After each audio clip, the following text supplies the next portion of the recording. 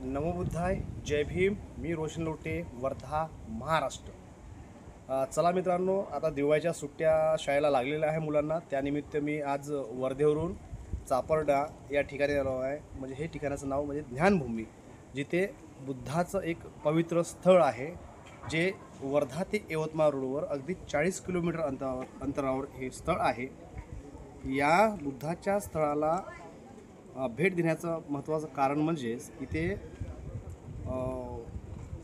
हप्त्यातून 5 दिवस इथे शिबिरचं आयोजन केलं जाते. ज्या शिबिरामध्ये मनाच्या एकाग्रतेला म्हणजेच मेडिटेशनला इथे शिकवलं जातं. मेडिटेशन्स म्हणजेच मनाला आपण कसं कंट्रोल करता आलं पाहिजे.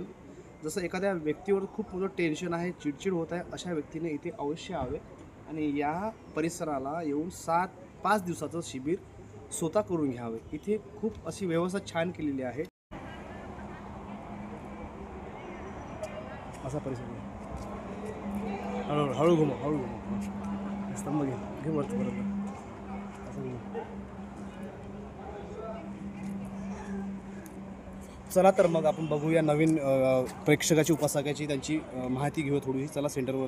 तर मी वर्धेहून आलो आहे. इथे ज्या उपासकांनी, महिला उपासक आहे, त्यांनी पण इथे शिबिराचा लाभ घेतला आहे. त्यांना पण विचारू आपण ते कुठून आले आहे या शिबिराला. ज्ञानभूमीवर, एक पवित्र ज्ञानभूमी आहे. या ज्ञानभूमीवर हे कोणत्या गावाला त्यांना विचारू आपण. आई जय भीम. आपण कुठून आला आहे? अमरावती.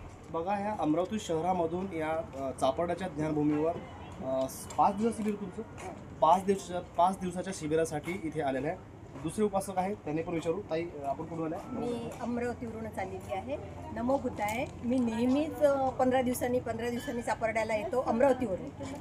आधी गव्हर्नमेंट सर्वंट होती. आता मी 5 वर्ष अगोदर रिझाईन दिली आणि चापर्ड्याला दर 15 दिवसांनी एक शिबिर करून जातो. आणि एका शिबिरमध्ये अमरावतीचे, नागपूरचे, मुंबईचे जे कोणी असेल त्यांना घेऊन येते. 5 दिवसांचे शिबिराचं आधी कसं वाटत होतं ना, शिबिर झाल्यानंतर तुम्हाला आता त्याचा परिणाम काय जाणवतो? कसा परिणाम? चांगला वाटतो, म्हणून मी दर 15 दिवसांनी इथे शिबिर करायला येते. तर मित्रांनो, बघा, हे उपासक आहे, यांच्या स्वतःच्या मनावरती काय परिणाम झाला यांनी तुम्हाला व्हिडिओमध्ये सांगितलेलं आहे.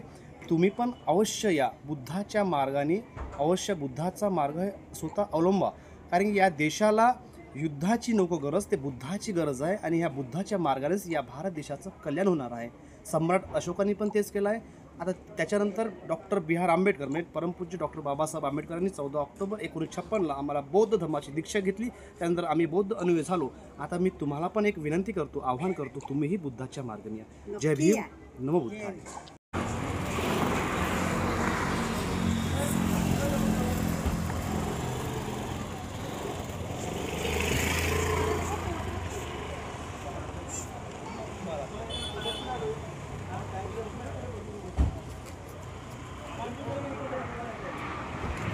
चला, यानंतर आमचं नेक्स्ट स्थळ आहे ते यवतमाळच्या समोर आर्मी रोडवरती जेतवन बुद्ध विहार. त्या विहाराला आम्ही सगळे जाऊन भेट देत आहे. तुम्ही पण या, बघूया तिथं जाऊन विहार कसा आहे.